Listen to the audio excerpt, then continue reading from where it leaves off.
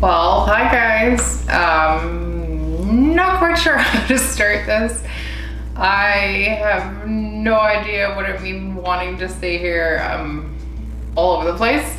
But if you clicked on this video, you either had notifications set up to this channel from years ago, or you're one of my followers and saw that I finally posted something again. So before I jumped on here, I actually kind of went back and checked when the last time was that I was posting, and not meaning like the little video that I posted from our little trip to Jamaica, but like actually TTC related in regards to this channel was sometime in September of 2017. So we're talking 2.5 years difference, between then and now. So why am I on here? Like, what's happening? Where have I been? Where have the 2.5 years gone? Well, lots has been going on, that's for sure.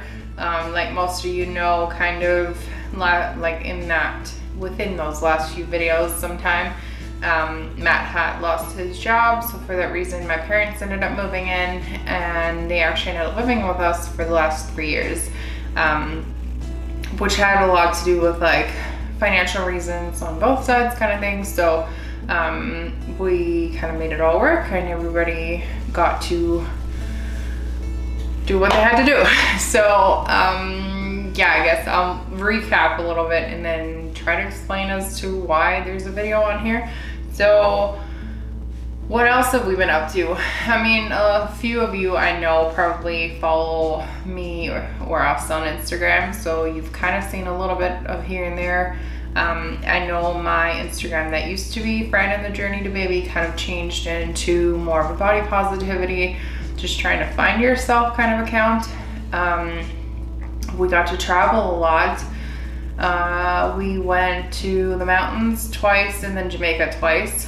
It's not a lot of travel, but for us, like, we've not done any traveling, and to be able to go to places within that 2 years that often was a big deal for us. So we got to enjoy that. I did go back, kind of. I didn't watch all of it, but I went back to that last video that I posted, and it made me choke up a little bit, just so the mindset that I was in then versus where I am now.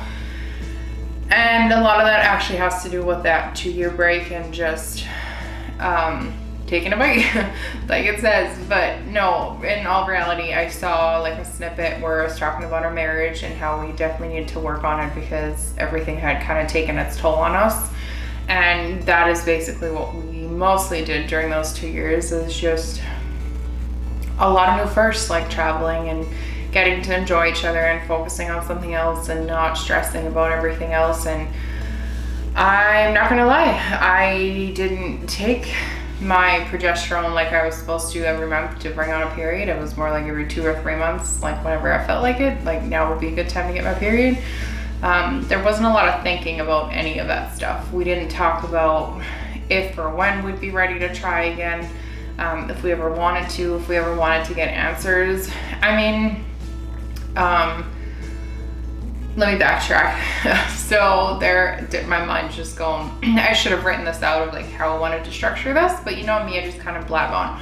And so for those of you that haven't a part of it, ever since our 2nd or 3rd miscarriage, I would have to lie, our doctors wanted us to do some testing, like genetic testing, blood clotting disorders, all like everything under the map, to figure out why we were having these issues that we were having. And so we never did, because it seemed like every time we were ready to, we got pregnant and then lost it. And then after the last one, we just kind of said, nope, not in a headspace, don't want to get that answer, we're just not doing it.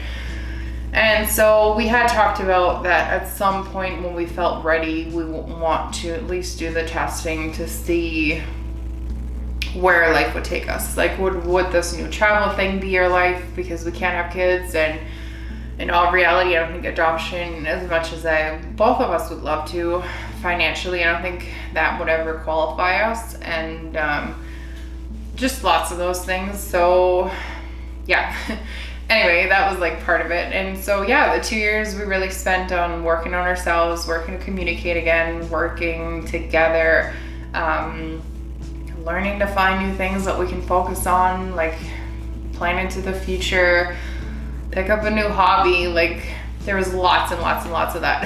And so I actually started filming this like an hour or so ago because I kind of have a new setup-ish. Like this kind of looks familiar, but if you can hear, kind of echoey. So my parents actually just moved out literally like a week ago. So I used to, like there used to be 2 empty rooms in this house, and I used to have my office actually in the other one, but I moved it to this one because it's a little bit bigger lengthwise, so I can have the tripod a little bit further.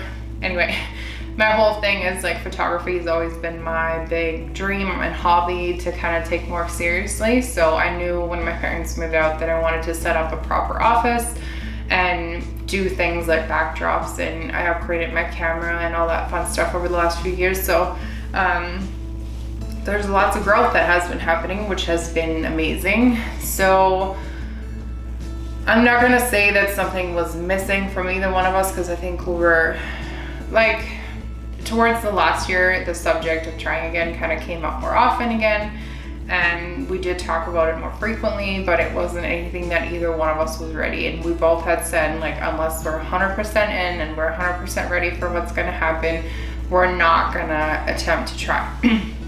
Reason for that being is we saw after 5 years in it and 4 losses what it did to our marriage and our relationship and ourselves, like as people. Like when I look back at that video, and that's a huge thing for me, is like I feel bad for the girl in that headspace, and I am forever grateful that I had the guts, that we had the guts to say this is it, like we can't take anymore, because I think we would have lost ourselves even more, and who knows what would have came out of that. So all that to say, to kind of bunch it together, that the last 2 years have been not easy. I mean, I'm not saying we just kind of flopped everything out the window and just did whatever and had fun. I mean, we did, but it was still a work in progress to get back into a headspace where we were happier again and we're able to see a future besides really trying for a kid and that whole world just revolving around that. So yeah, so I guess that is where I'm trying to think and not make this a long video, because that's what I'm known for. I feel like whenever I start out these videos, I'm like, oh, I don't have much to say, and then it'll be like a movie. So I'm sorry, it's been a while. So I mean, if any of you guys have any questions, for sure message me, or just like whatever. I know there's a few of you that did find me back on Instagram or followed the old account, and so you've seen snippets of our world and what we've been up to. So it's not like I've been completely gone, but I know there's quite a few of you still subscribed to this channel, which I don't know, is it just because I haven't posted, you forgot about it, and now you're here because you got a notification, or whatever it may be. So all of that, I guess, just to kind of bunch together the 2 years and just kind of explain where we've been. The reason I haven't picked up a camera, how am I gonna explain this? I know I always, like, I had so many ideas of still educating and still posting and still being a part of this community and maybe showing like recipes or whatever. And I always wanted to, especially like the just being there for women, but for myself, as far as just being able to like move on and get into that headspace, I had to leave everything behind. Like I wasn't ready to be part of that channel and see comments from women that kind of started the journey with me and now have kids or are closer or pregnant or whatever, and I'm still in that limbo. Like I just needed a clean cut, if that made any sense. So now by the title, I'm back, but not really. So when we were planning our last trip, so we went to the mountains in the spring of 2018, no, the summer of 2018. And then we're lucky enough to be able to go on a trip to Jamaica in the fall of 2018. When we left there, we were always hoping we'd be able to go back really quick because we made so many friends down there, and we fell in love with the country like 1,000,001 like times. And so in 2019, I actually had a work trip to get close to the mountains. It was a little bit earlier, so it was like early spring. We still had some snow in the mountains and stuff, so we kind of got to see a different side of them. And we kind of extended and made it like a little weekend trip out of it. And then we were lucky enough to be able to plan another trip to Jamaica thanks to a friend of ours who I got to meet and who works as a travel agent. So we got a really good deal, and we were able to go back last year, so 2019. This time we went in September. 2018, I think we went in August. The other way around. Either way. So when it was getting closer to that trip, just with how we were talking with my parents about, okay, like maybe next year spring, let's start going our separate ways again. I think we're ready. I think they were ready. And that for us made it pretty clear just because of the lifestyle that we have. I mean, the only reason we got to travel while they were here is, I mean, we have horses, and that's another thing. We added a 4th horse in those 2 years, a little baby. And our 2 dogs. It's hard to just up and leave. Like, you need somebody here at the house to take care of everything 24/7, and the only people I would trust would be my parents. And while they were living here, that was a lot easier. Now that they're moved out, it's not going to happen as quickly. So that's one of the reasons we took advantage of that whole thing. So when we were going towards that last trip, so last August in 2019, we kind of started dipping our toes into the conversation of like, okay, should we maybe give the testing a try? And so that conversation kind of popped up mutually, I'd say. Nothing that was like, okay, it's gonna happen. Just kind of feeling out where we're at headspace wise. And that's something that we learned to kind of do, just to check in with each other on the subject. So our plan was to go on this trip and come back like September or whatever, and like starting October to start talking and making appointments maybe with my doctor to get the paperwork that we needed to start getting answers, because we felt like 2020 maybe we would be in a headspace to give it another try. So we came back, October rolled around, his work got really busy, my work got really busy, and so things never really lined up. It was, I mean, obviously doctor appointments need to be from Monday to Friday.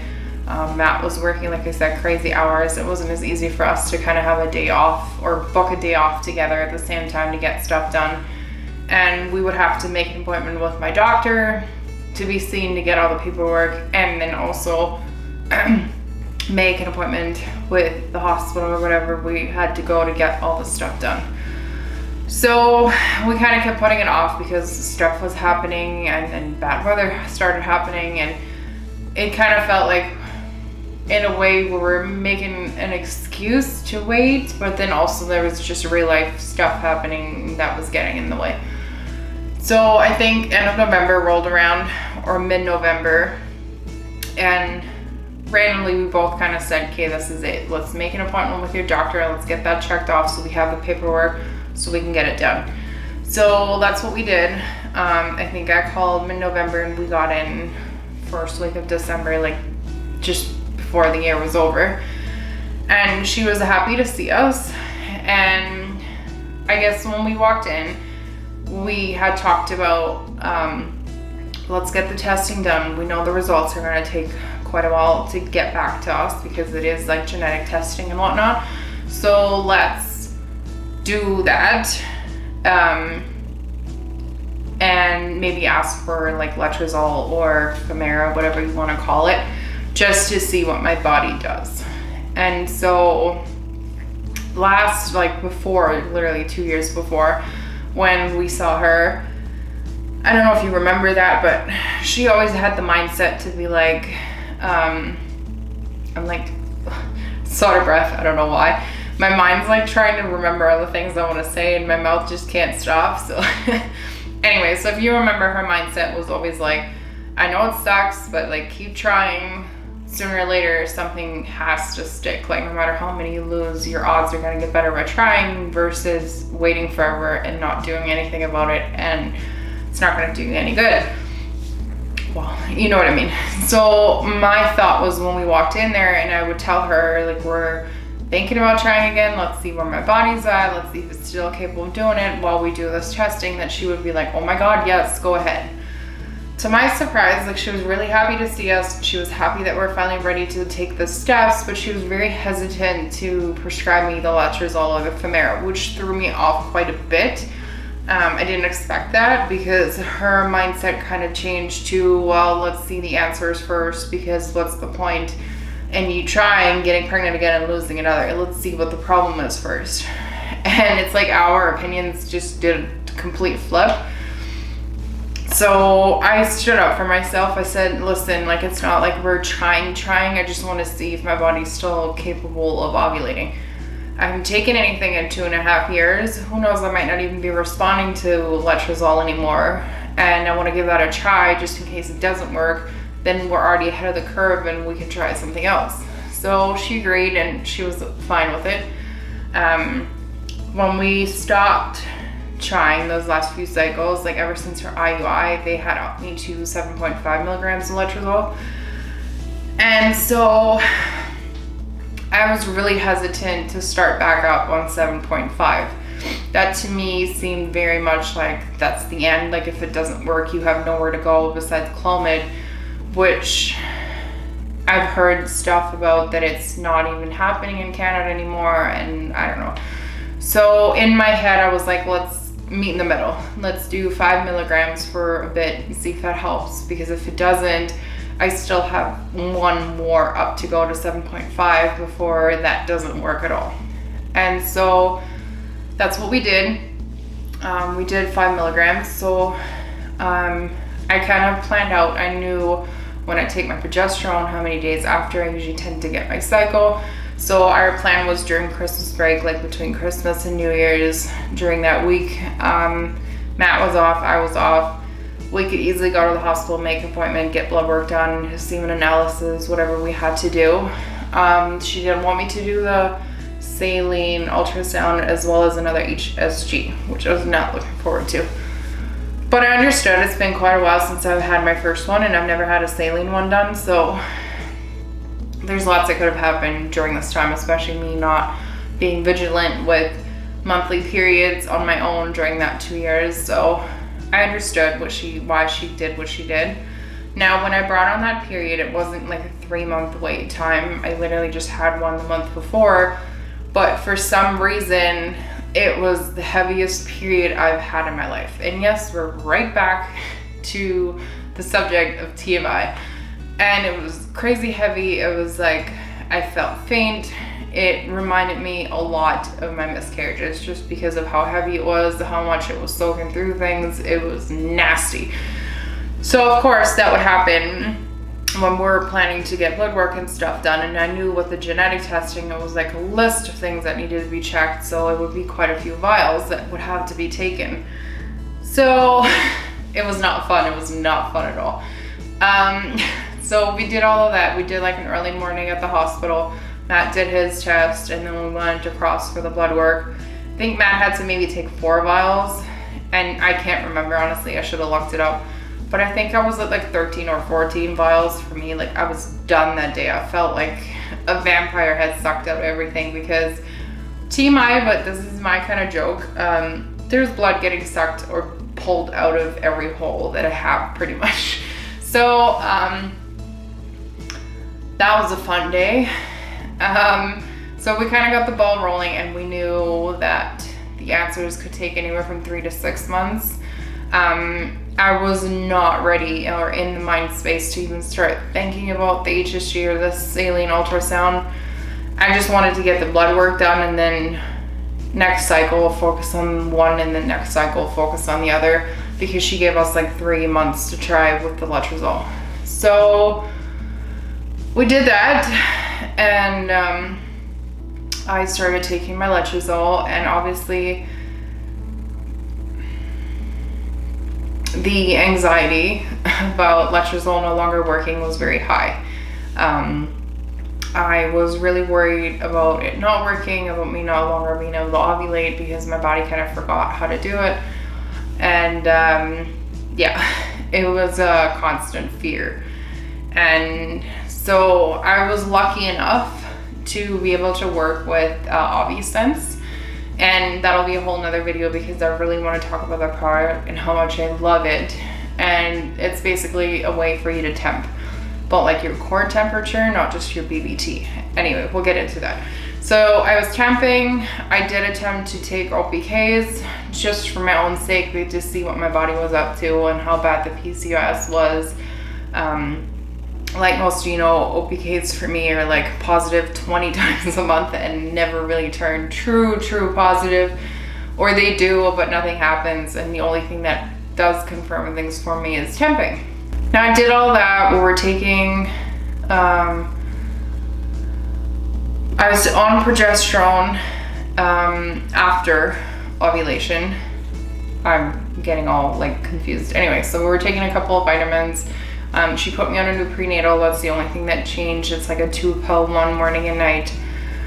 And that was about it, just waiting for ovulation to happen. Now the OPKs were driving me crazy. I really thought that my body was not capable of doing it because it looked like it. Even my temp would kind of drop, but then it would never spike. And then my tests kind of like stayed the same, and it was a mess.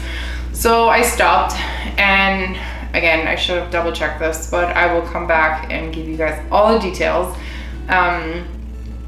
I want to say sometime around cycle day 23, 24, which is not normal for me, but still a long wait when you're waiting to see if your body's okay. Something randomly told me at night to take an OPK.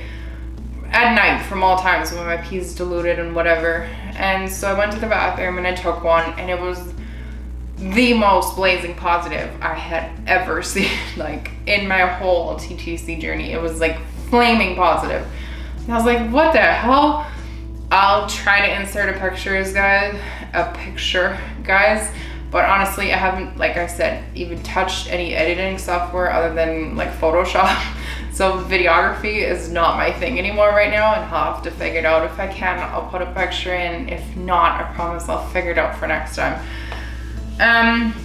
Anyway, so got that flaming positive, and then my temping did confirm that I had ovulated too.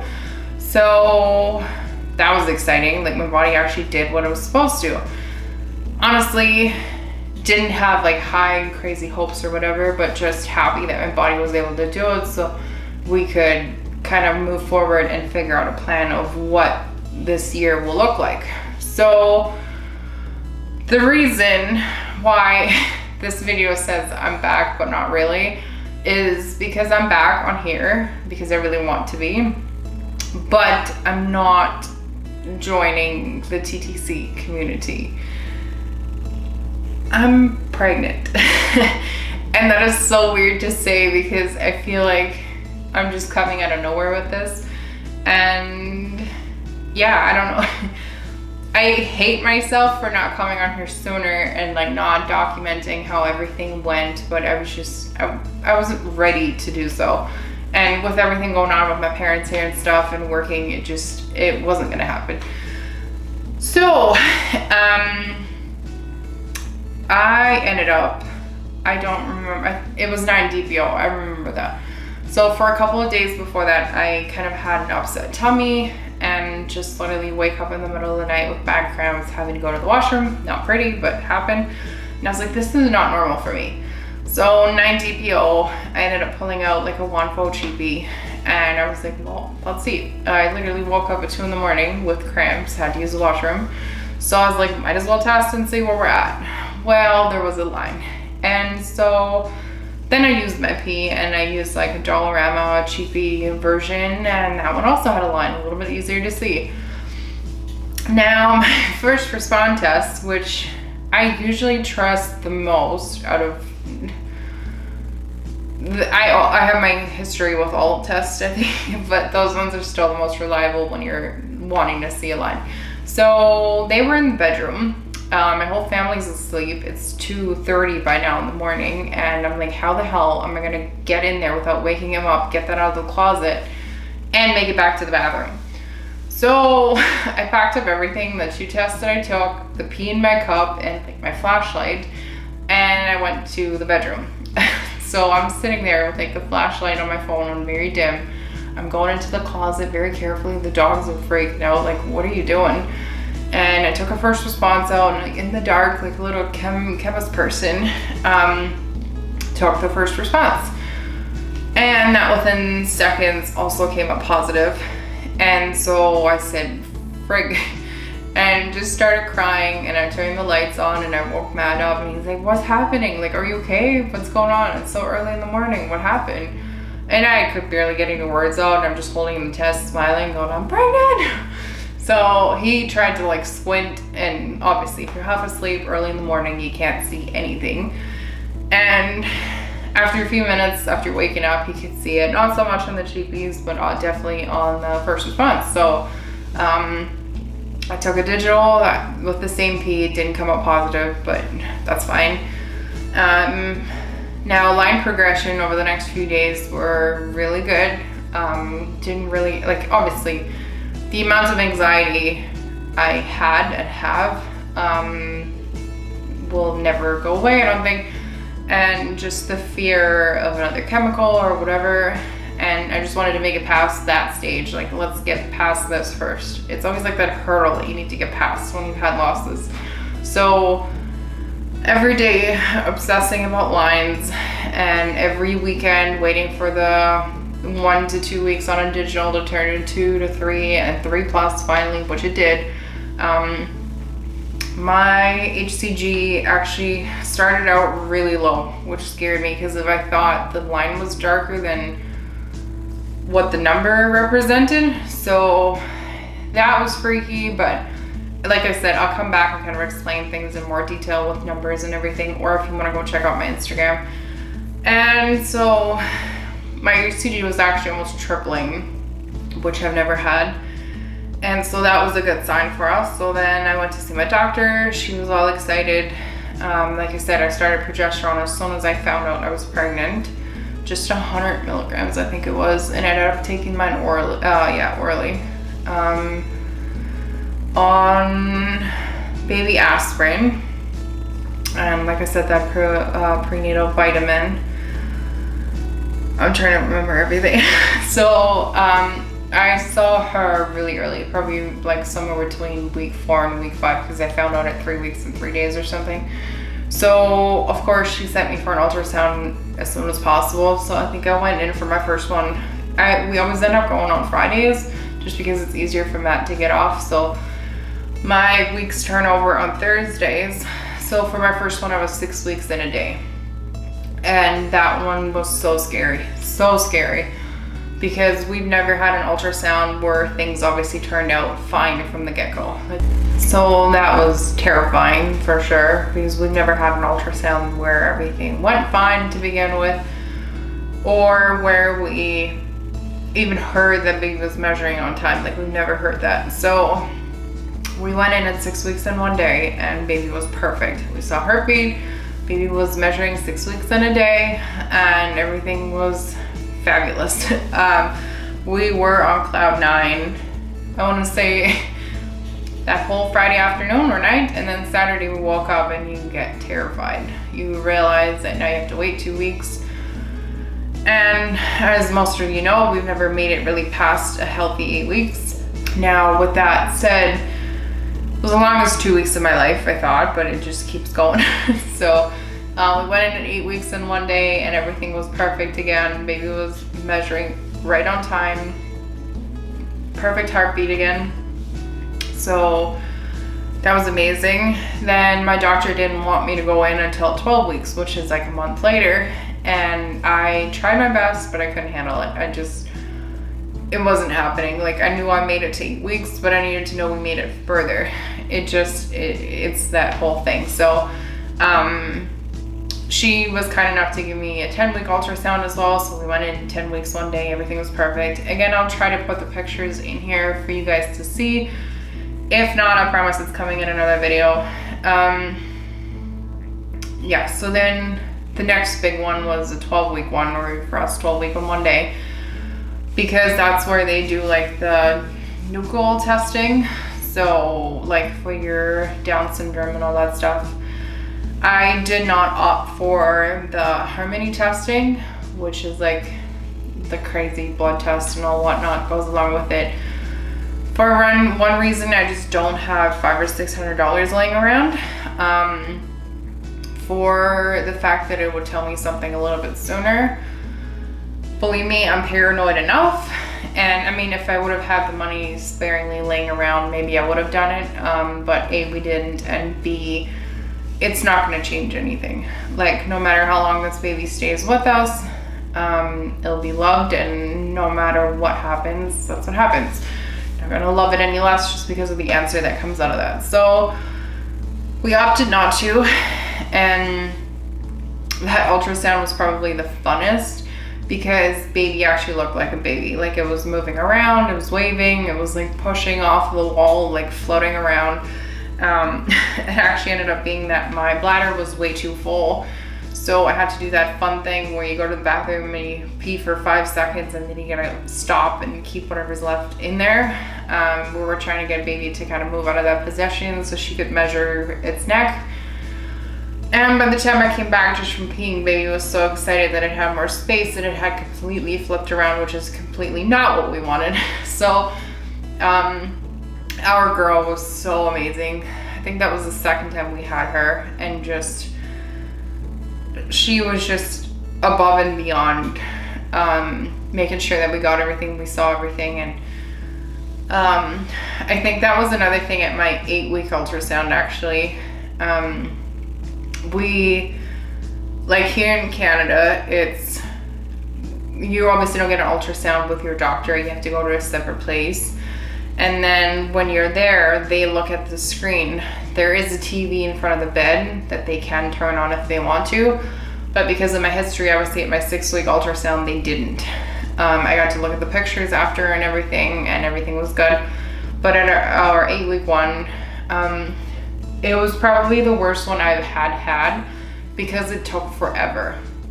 Matt was sitting, that he could kind of see the screen, but he was useless and he didn't want to get my hopes up and say everything was fine in case it wasn't. So he just kind of sat there all quiet. I'm laying there like counting ceiling tiles because I'm just ready to pass out. And the girl took forever. Like, when I say forever, I mean like we were almost in there for an hour just for a basic like ultrasound that wasn't anything like you're looking for measurements or whatever. So, but to our surprise, towards the end, she was like, hey, I'm gonna turn the screen on, and we got to see baby and heartbeat and all that stuff. So since that then on, we were able to actually watch, which has been amazing. And at that 12-week one, it was crazy. I actually have a cute clip on my phone as well. It's also on my Instagram, but I'll try to insert it. But I have a feeling this video will be too long, so let's not maybe do that. If you want to see more details, guys, I guess let me come back to Instagram. So that was 12 weeks, and now I'm 17 weeks and 4 days. And that is so weird to say that we have actually made it this far, that we're almost halfway through. So my weeks turn over on Thursdays. So this Thursday I'll be 18 weeks.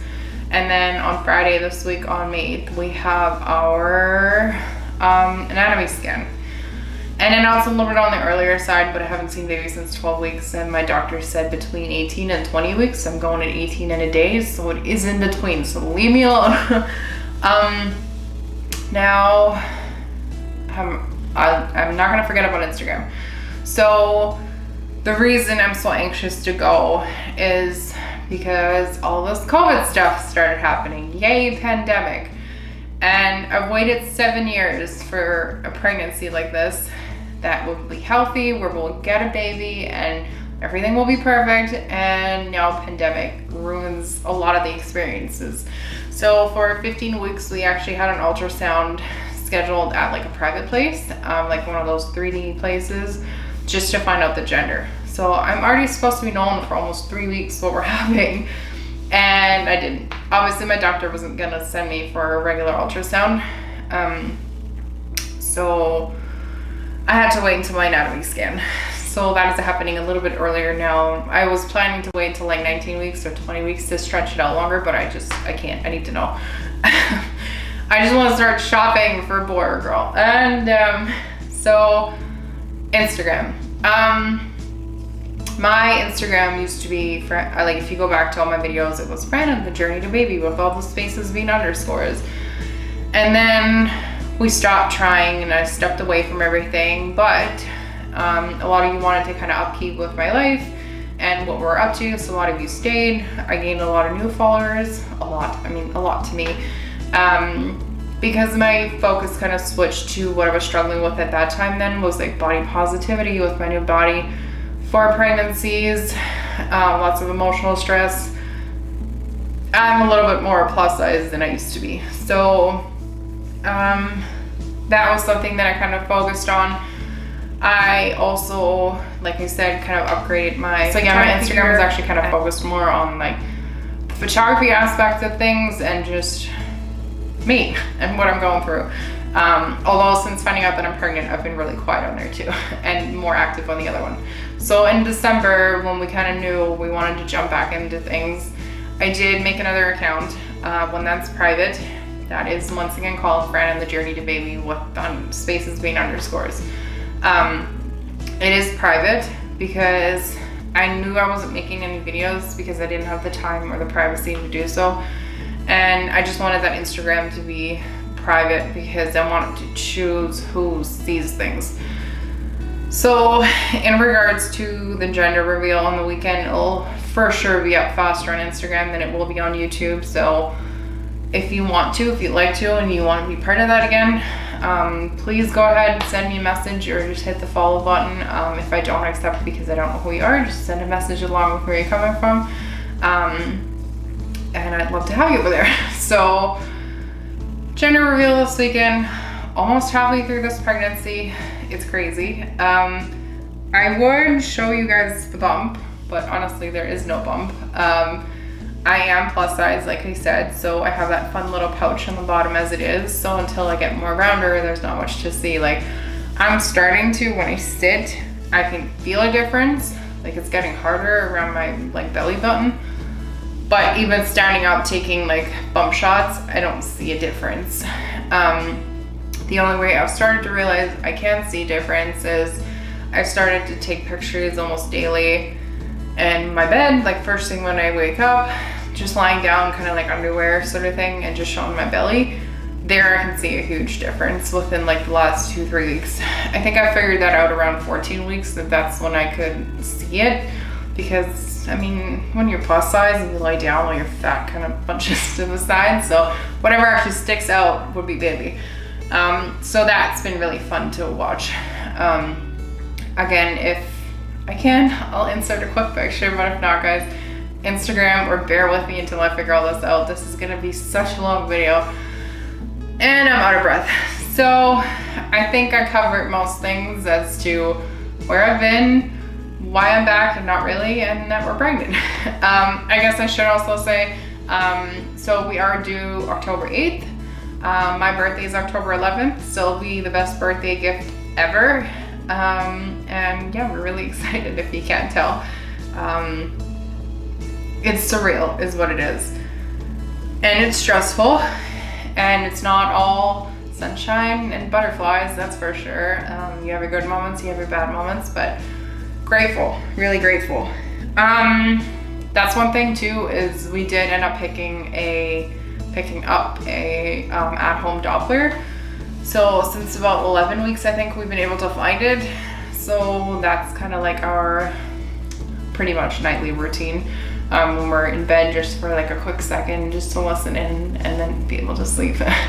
We said we would love to record it and put it as like a sound machine just to hear all night. But yeah, so out of breath. Okay, so I'm happy to be back.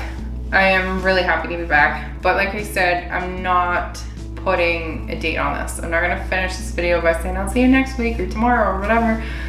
This is still gonna be sporadic. I do have more time, especially right now working from home. I do have my office set up now, so even on a Saturday when Matt's working, I should be able to film a quick update.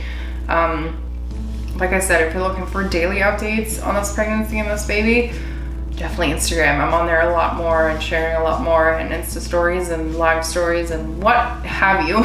So definitely a lot quicker, but I'm rambling on. You guys probably missed this so much of me not knowing how to end this and just blabbing. Speaking of Instagram, that is actually another huge part why I'm back. Really quick. Instagram has been really great for like quick posts and freakouts and people calming me down, whereas this takes like filming and editing and posting and waiting for people to see it and all that stuff. But Instagram only gives you like this many characters and people are usually there to look at a picture, to read a quick post, not to read a book. Whereas you guys know with my YouTube videos, you see how long they are. Most of you are here to watch because you want to watch and you want to hear what I'm saying, and this is why I started this. I am mad that I never continued, but I'm more mad that I missed like December to now, to look back at certain memories and what we went through, how we felt, finding out that we're pregnant, the ultrasounds, all that stuff. I wish I would have been a little bit more quick on that to film, but I mean, it is what it is. And I'm glad that I'm picking it up now than never. And as stupid as it sounds, but I always felt like, especially in this community, I know there's so many of you that did end up moving on and you're already on to your second or third kid. Well, I'm still stuck here, well, technically none. I know there's a couple of you out there that might come across my channel now or are still from the beginning, and you also were not lucky enough to keep a baby or to ever conceive one. And I started this channel because I wanted to have something to look back on, which I'm so excited to tell this baby and show this baby everything that we went through, and also how many, I love to say, internet aunties this baby has. But anyway, a huge part of that was because I felt really lonely when I started out. I knew nothing about PCOS, I knew nothing about this journey, I knew nothing about medicine, I knew nothing about anything. And yes, I wanted to document it, but I also wanted people that were like me, starting out feeling lonely, just caught between worlds. Your friends don't know what it is that you're going through, and there's certain things you don't want to share, and there's certain things that the internet maybe doesn't answer, and you just feel like reading a post doesn't make a person. Like you're getting your answers, but you're still alone in this. And I know there's going to be some of you out there that are going to watch this and maybe never click on another video again because you're like, great, she's pregnant, good for her. I've been down that path. But I also know that sometimes, depending on your headspace, you're like, wow, 7 years later, and here finally comes her rainbow baby. Maybe my time will come too. And that's another big part of why I'm doing this. So before I get all emotional, because that's something I've learned, is all these hormones lately have me bawling my eyes out over everything and anything. So it's been nice to chat with you guys. And for those of you that are new here, welcome. And I hope you kind of check out the story. Maybe I'll go back and kind of explain everything to fill you guys in. For those of you that have been here for a long time and you know who you are, thank you. That's all I can say, is like the amount of love you guys have shown over the years, even while I took a break, even while I had nothing to say, even while I was quiet and not interacting with any of you. There's so many of you that actually stuck around and still prayed for us and still hoped for us. And I want to say some of you, if not most of you, are sometimes almost more excited than we are. And just that hope at the end of the tunnel to not give up.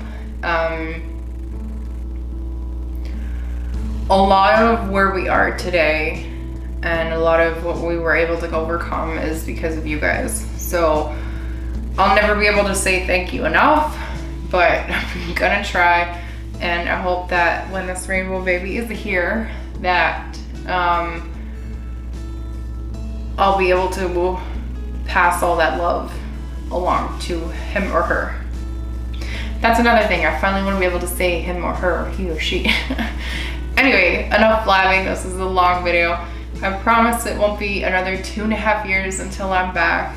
But for now, if you want to have quicker updates, like I said, I'll see you guys on Instagram. And if not, I'll see you guys in the next video. Bye, guys.